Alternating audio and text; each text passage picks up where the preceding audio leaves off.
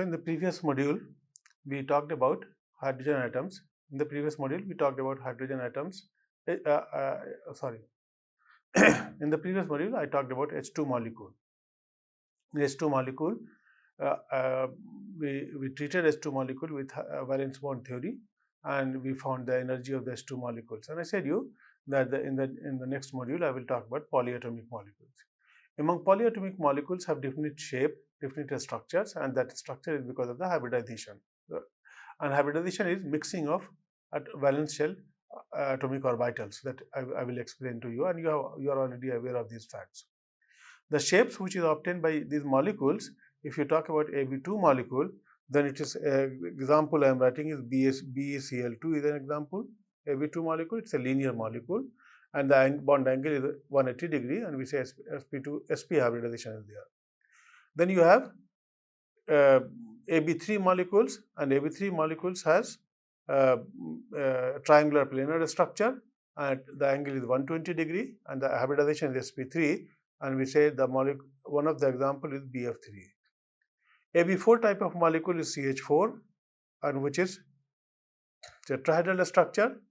I have written a square planar also, but the hybridization is dsp2 for that. I will not give you the example of this one. It could be a square planar also, dsp2 hybridization that you know. And in the for a square planar, the angle is 90 degree. For tetrahedral, the angle is 109 degree, 28 minutes that you know. It's sp3 hybridization. In case of Ab5 molecule, say PCl5, you have trigonal bipyramidal structure, and so you have a trigonal plane, and then a pyramid is formed like this one, above the plane and below the plane, and you have an angle of 120 degree and 90 degree, and the hybridization is sp3d. In Ab6 molecule, the shape is octahedral, and the angle is 90 degree, and the hybridization is sp3d2. This is known to you from your +2 standard. Okay, we are going to explain this hybridization through quantum mechanics using some wave functions, and we will try to find out the wave functions for the hybrid lobes of these orbitals. Okay, but why does a molecule gets a particular shape? If you look at the two bonds, if you have a BeCl2 molecule, then BeCl2 molecules have two BeCl bonds. So you have in the center a beryllium atom, and on one side you have a BeCl bond, on another side you have a BeCl bond. So you have if you look at this one, BeCl2 molecule, then it is like this one. Okay, what will happen the moment you bring them at this angle? There will be a repulsion between the electron pairs of the bond, and if they will repel, they will try to reach as far as possible in order to minimize that repulsion, and that repulsion will cause BeCl2 molecule to become linear. This is the maximum angle which these two bonds can achieve, 180 degree. If you go this side, then again the bond angle will decrease. That's why BeCl2 molecule or Ab2 type of molecules are linear in shape. Okay. If you have an Ab3 type of molecule, then what will happen? You have a central atom A, and you have three B's. One B is on this side, the third will be on this side, and the fourth will be on this side. If you keep it like a pyramid, the three pyramidal shape, I don't have the other pins, otherwise I would have shown you. Three pen, one is on this way, another is in this way. Okay, then what will happen? They will again try repel, and repulsion will lead to bringing these all three bonds in the one plane. So that will make a triangular planar structure of 120 degree. Okay, so this will make a triangular planar structure of 120 degree each. 120, 120 and 120 degree. So what happens that it's all because of the valence shell electron pair repulsion that you are aware of, VSEPR theory, valence shell electron pair repulsion theory. The electron in the valence shell repel each other. That electron could be a bonding electron, that could be a lone pair of electron. This repulsion, this electron cloud between the repulsion of valence shell electrons is not uniform. What you already know is that if there is a repulsion between lone pair and lone pair, that's much higher as compared to a repulsion between lone pair and bond pair. The repulsion between a lone pair and bond pair. So this and a bond pair repulsion is minimum, that you already know. So this valence shell electron pair repulsion is responsible for giving different shapes to the molecule, and this arises because this hybridization arises because there is a mixing of orbitals, and this mixing of orbitals takes place in certain fashion. If you have to write the hybridization concept in terms of valence bond theory, then what happens if you have a 2s orbital, 2pz, 2px and 2py orbital, then what could be the mixing? The mixing could be between, normally we take 2pz as the molecular axis. So I have shown it here, the mixing with 2pz. You can do it with 2px also, 2py also, unless you have you don't have the pi bond, there is no issue. Okay. So if the pz is the molecular axis, then 2s and 2pz mixing can take place. And what we say that this mixing of the two lobes will give you two hybrid lobes where the contribution of will come from 2s also, and the contribution will come from 2pz also. What will be the contribution? That will be given by the square of the coefficients which I am using. So a1 2s plus b1 2pz. a1 square will give you contribution of 2s, and b1 square will give you contribution of 2pz to the lower energy, to one of the hybrid orbital. Energy I have shown as lower energy. We will see whether it's same or different. Okay, but for this mixing again, I have given a2 coefficients and b2 coefficients. So a2 square and b2 square will be responsible for this hybrid lobe, contribution to this hybrid lobe. Okay, we say the coefficients of mixing. What is the coefficient on what factor coefficients of mixing will depend? That will depend upon the field strength which forces them to mix together. Okay, and the square of the coefficients gives the relative contribution to hybrid lobes. Now these hybrid lobes which you obtain, hybrid orbitals which you obtain, are always orthonormal to each other. This you must see. This we will check it out also. Orthonormal to each other. They generate equivalent orbitals from the same contribution of s and p. Okay, in the hybrid orbitals, and have the same energy. So this doesn't mean a different energy. Both orbitals will be of the same energy. I will see why at all it is required. And if you look at this one, BeCl2 molecule, just for the beryllium is atomic number 4 is 1s2 and 2s2. You have 2p also, but it is vacant. So what happens here? That you have to form two different bonds with the beryllium, and for two different bonds, what you can write is box diagram for 2s and for 2p is like this one.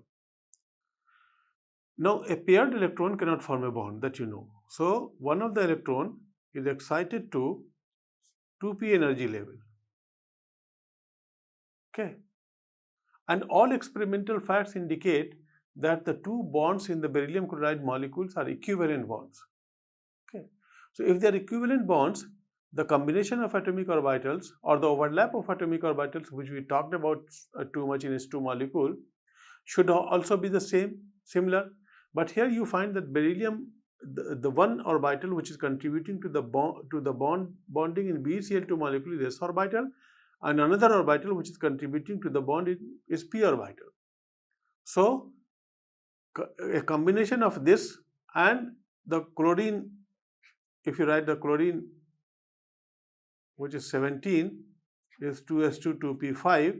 So in 2p5 you have one of the lobe which has a single electron. So chlorine, this orbital, will try to form a bond.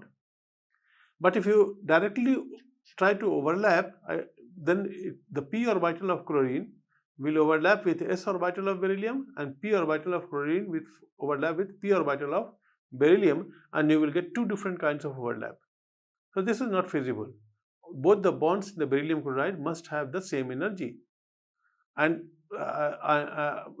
they do have the same energy. It's experimentally found. So in the excited state, when it goes to the excited state, the two orbitals get mixed together, and we say sp hybridization takes place, and this gives you two hybrid lobes, one and another, like this one, like this one, and they both have the same energy. Okay, this is what is mixing of orbitals or hybridization. That the concept is known to you already. I have just reminded you what is sp hybridization. Now, if you look at the carbon molecule, then you know that carbon has sp s2p2 configuration. Carbon atom has 2s2, sorry, 2s2 and 2p2 configurations. So again, carbon has a valency of 4, all of you know. So one of the electron is excited from 2s to 2p, and you get in the excited state you get 2s, one electron of 2s and 3 electron in 2p. Okay. Out of these, if one 2s and one 2p combine, it's called sp hybridization. But in this case, two electrons in the p orbital remain unhybridized.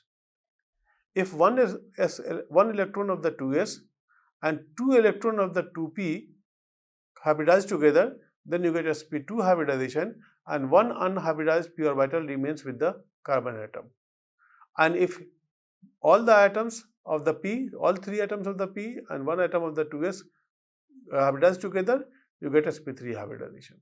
So that's something which is already known to you, but it's a quick.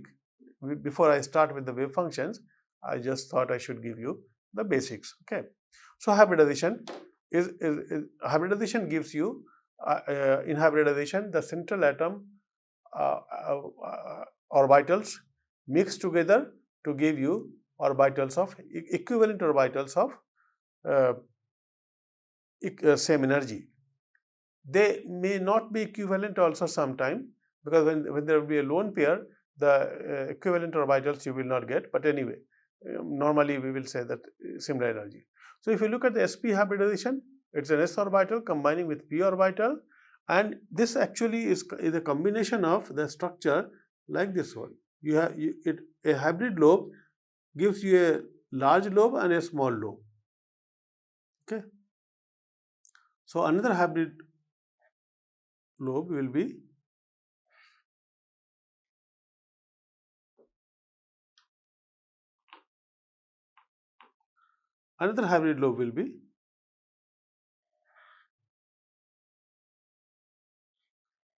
like this one. This I have just, in this diagram it is merged, but see, the nucleus is in the smaller lobe at both the point.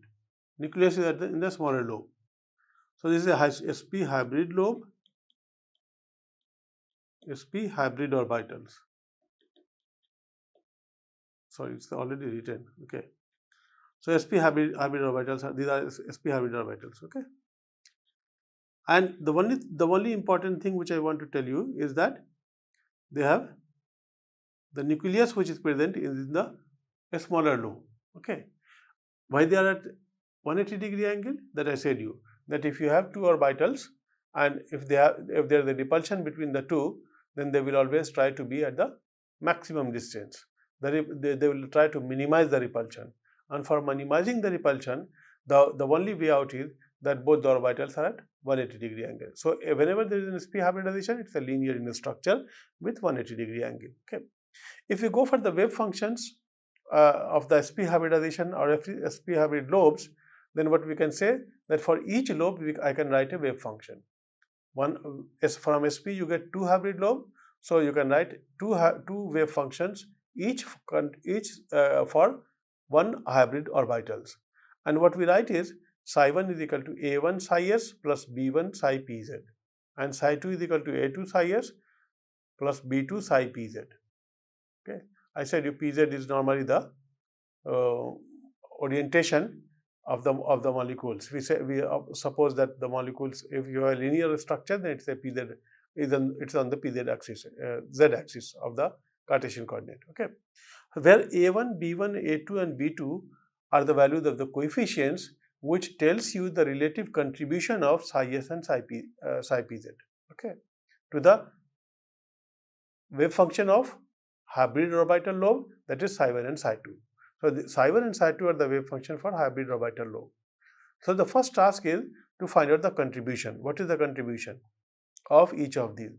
Now what we say is that same contribution will be made both of the s orbital.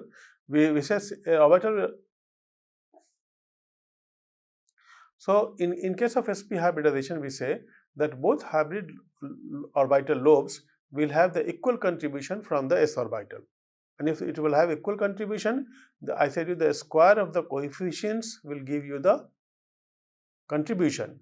So, the square of the coefficients of s orbital is a1 and a2, a1 in psi 1 and a2 in psi 2.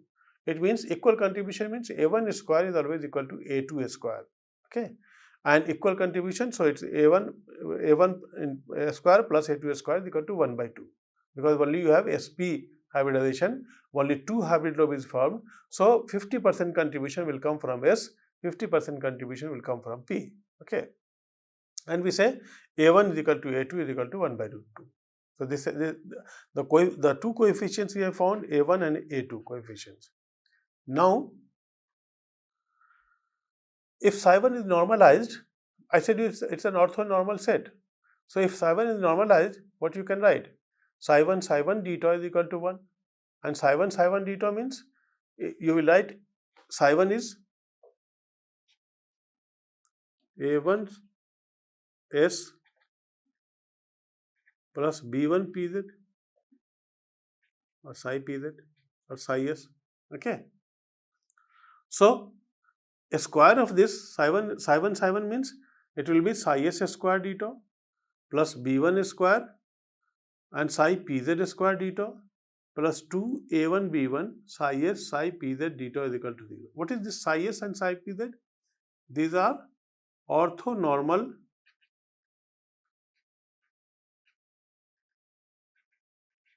wave functions of atomic orbitals. Orthonormal wave functions of atomic orbitals. So, obviously, this integral psi s psi pz d tau will become equal to 0 because of the orthogonality condition. Then this integral psi pz square d tau will be equal to 1, and this integral psi s square d tau will also be equal to 1. So, what you will have, a1 square plus b1 square is equal to 1, and a1 square value is known to you. So, since a1 square is equal to 1 by 2, so b1 square will also be 1 by 2, and b1 will be 1 by root 2, okay. Now, we say that psi 1 and psi 2 are orthogonal. So, what does it mean? Let me write it. From minus infinity to plus infinity, psi 1 psi 2 d tau is equal to 0. And if that is so, you will write minus infinity to plus infinity a1 psi s plus b1 psi p, in short I am writing, not pz and all those, and then we can write a2 psi s plus b2 psi p d tau. And what will be this? If you multiply this with this one, you will have a1 a2 from minus infinity to plus infinity psi s d tau. Then you multiply b1 psi p with b2 psi p, and you will get b1 b2 psi p d tau from minus infinity to plus infinity. Then you will have a1 multiplied by b2. So, you will have a1 b2 psi s psi p d tau. Then you will have b1 multiplied by a2. So, b1 a2 psi b1 is psi p psi s psi p psi s d tau, okay. Now, you look at this one, psi s psi p d tau is again from the orthogonality condition, it will become 0. Psi p psi s zeta, again from orthogonality condition it will be 0, but psi p zeta will be equal to 1 and psi s zeta will be equal to 1. So what you can write? You can write a1 a2 plus b1 b2 is equal to 0. Okay, and if you write this one, then a1 is known to you, a2 is known to you, b1 is known to you, b2 you can find out, and b2 comes out to be minus 1 by root 2. So now you have a1 value, a2 value, b1 value and b2 value. Now you can write a wave function for the sp hybrid orbitals. So if you write the wave function, your wave function is 1 by root 2 psi s plus psi pz, and this wave function psi 2 is 1 by root 2 psi s minus psi pz. These wave functions are orthonormal set. You can check from here also. You can go back, orthonormal set, because we have obtained from the orthogonality condition, normalization condition.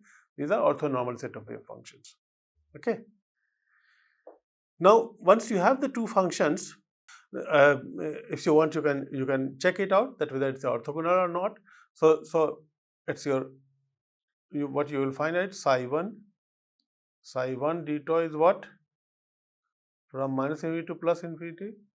And what is the value of psi 1 psi 2 deta using these two wave functions, 1 by root 2 psi s psi pz and 1 by root 2 psi s minus psi pz, exactly in the similar fashion as I did earlier.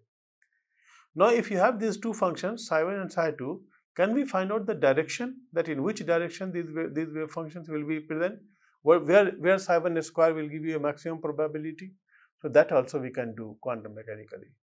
And if you remember, we talked about in the hydrogen atom, and if you don't remember, go back and see, we talked about the concept of spherical harmonics and said you that the angular functions are represented by theta and phi functions. And if you combine theta and phi functions together, then these are called spherical harmonics. So the spherical harmonics for the S function was a function which was not having any theta and phi term. So it was spherical in nature. I talked about this in hydrogen atom. You go and see. Okay. So so the S orbital function is only root under 1 over 4 pi, a constant value. But for for p orbitals, we have different functions. A constant multiplied by sine and cosine value, and which I have written here. For pz orbital, it's root 3 divided by 4 pi cos theta. For px orbital, it's root 3 divided by 4 pi sin theta cos phi. And for py orbital, root 3 by 4 pi sin theta sin pi. So these I am just borrowing from the what we have done in hydrogen atom. These functions are already known, so we can borrow from there. Okay, and if you take these functions, then if I write, instead of writing 1 over 4 pi, I make it equal to 1. So it will be a relative value, and this will be how much? 1 over 4 pi is here also in pz function. 1 over 4 pi is here also in px function, and 1 over 4 pi is here also in py function.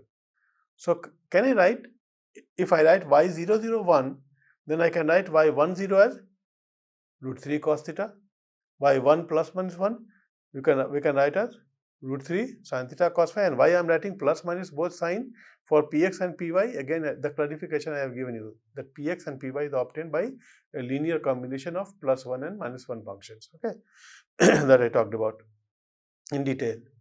So we have again root 3 sin theta sin phi. So a relative function, if I write, so relatively for s orbital, if I write 1, then for pz orbital I can write root 3 cos theta.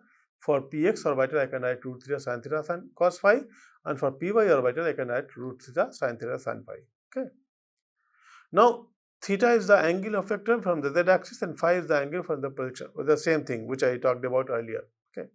Using the relative spherical harmonic for the two wave functions of sp hybrid orbital, now what I can write is, instead of sp in the wave functions of sp hybrid lobe, we will write this function. One is for the s, and root 3 cos theta is for the pz.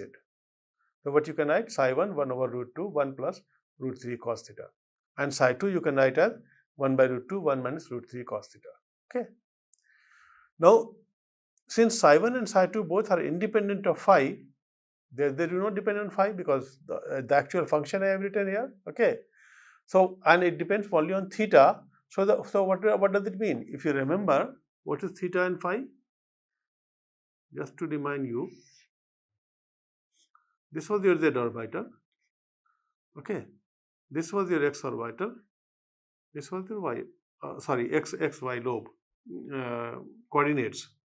Z coordinate, y coordinate, and x coordinate. Okay.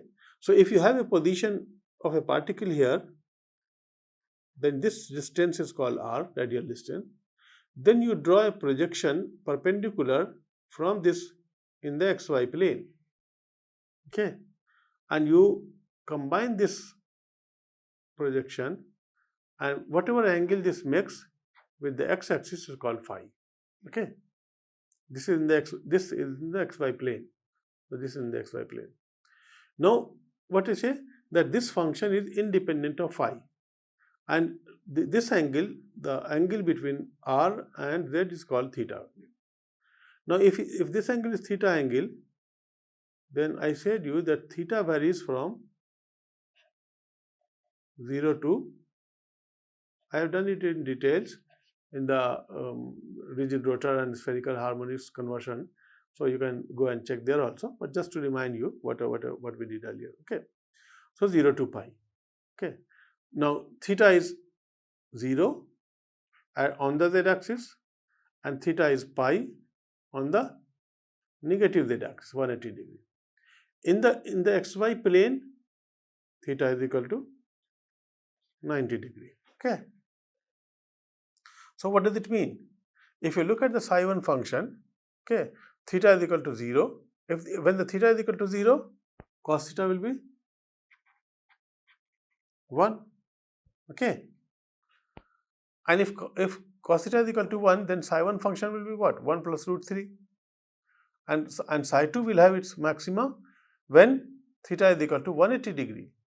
Okay. So on this axis, theta is equal to 180 degree pi, and for this cos theta, cos pi will be equal to -1. Okay. So if you put this value cos pi here, then it will be 1 plus root 3. If you put cos theta here, cos 0 here, then also it will be 1 by root 3, and both will have the same structure, psi1 and psi2, same lobe. So it will be 1 plus root 3. So the magnitude of psi1 and psi2 hybrid orbital is greater than pz orbital. So initially, so what will you get? Psi1 will become 1 over root 2 and 1 plus root theta. Psi2 will also become 1 over root 2, 1 plus root 3. Okay. So what is the coefficients for the pz orbital? Pz orbital coefficient is root 3 cos theta. If you compare with the pz orbital, the quantitatively the psi1 and psi2 value is higher, 1 plus root 3 and 1 plus root 3 divided by root 2. So since this has a higher value, so it will form a stronger bond with the that's what is written here, that the magnitude of psi1 and psi2 hybrid orbital is greater than the pure pz orbital, indicating that these lobes will result in better overlap with another atomic orbital, resulting in a stronger bond. Okay. So magnitude is same, and the direction also is known to you now. So this has a maxima, psi2 has a maxima on negative z-axis, and psi1 has a maxima on positive z-axis. Okay. So what does it mean? It means that one of the lobe will be on the positive z-axis, another lobe will be on the negative z-axis, and the angle between the two lobes will be 180 degree. So the angle between the two lobes is 180 degree. Okay. So we can find out using the exact spherical harmonics, we can find out the angle between the hybrid lobes. This is important, that we can Once you understand this one, then it will be easier for other concepts also to understand sp2 and sp3 hybridization. Because what we have talked about here is that writing the wave function for the hybrid lobes, finding out the coefficients, then again writing the final functions for the hybrid lobes, and then after writing the final functions, putting in the value of spherical harmonics and finding out the orientation of the hybrid lobes. This is the same thing we will do for more complex molecule also, sp2 hybridization, sp3 hybridization, in the coming in the next module I'll be talking about. Thank you.